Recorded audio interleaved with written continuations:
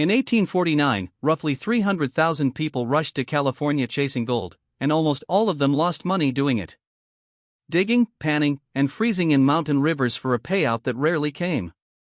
One of the very few people who reliably made a fortune during the entire gold rush never picked up a shovel at all. He sold pants.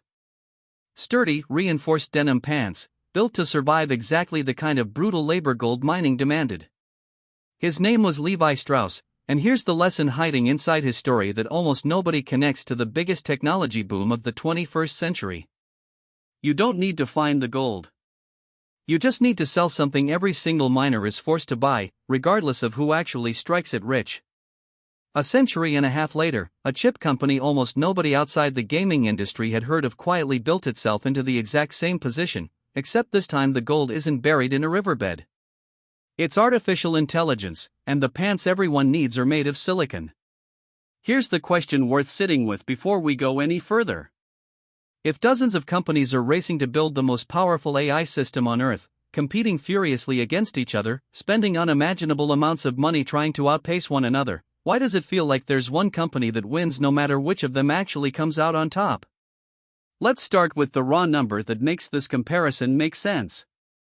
Nvidia currently commands roughly 88% of the entire high-performance GPU market, the specialized chips required to train and run the large AI models powering everything from chatbots to image generators.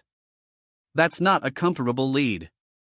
That's something closer to a toll booth sitting across the only road leading toward the entire AI industry's future. Here's the part that makes this story genuinely fascinating rather than just a story about good timing.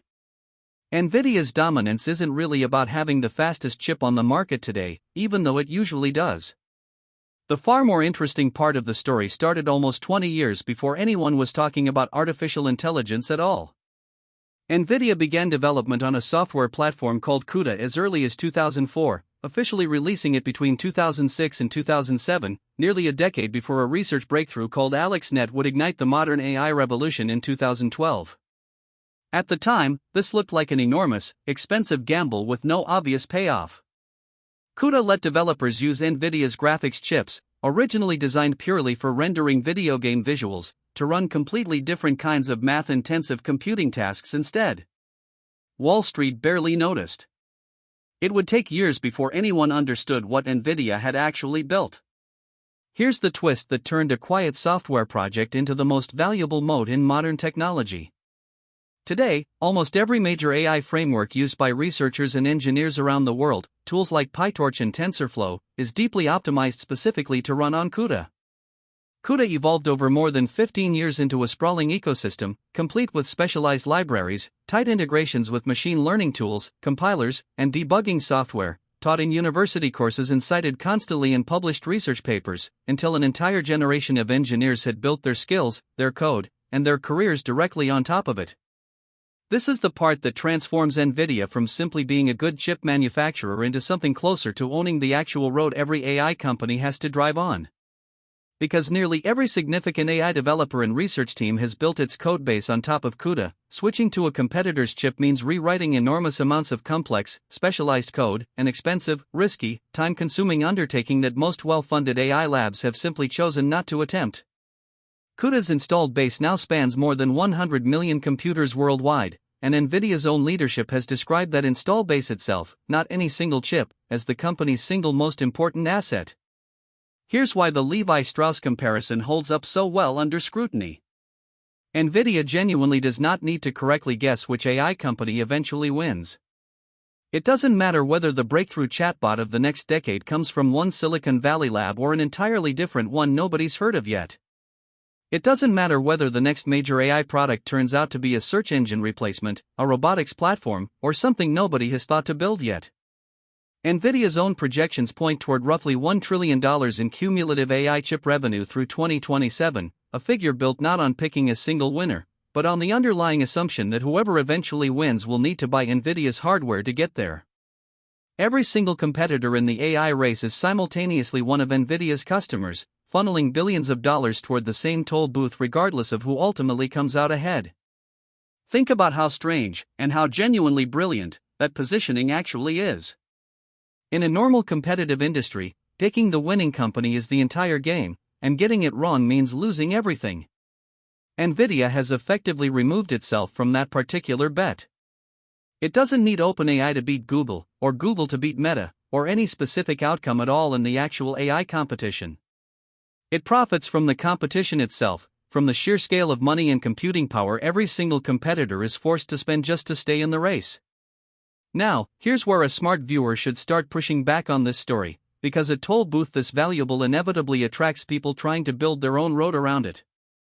Nvidia faces genuine competition from rivals like AMD, and even some of its own biggest customers, including Amazon, have developed their own custom AI chips specifically to reduce how dependent they are on Nvidia hardware. Companies like AMD have pushed hard into the space with their own chip lines and their own competing software stack, called ROCm, while entirely new startups such as Cerebras and Sambanova are attempting to build fundamentally different chip architectures from scratch.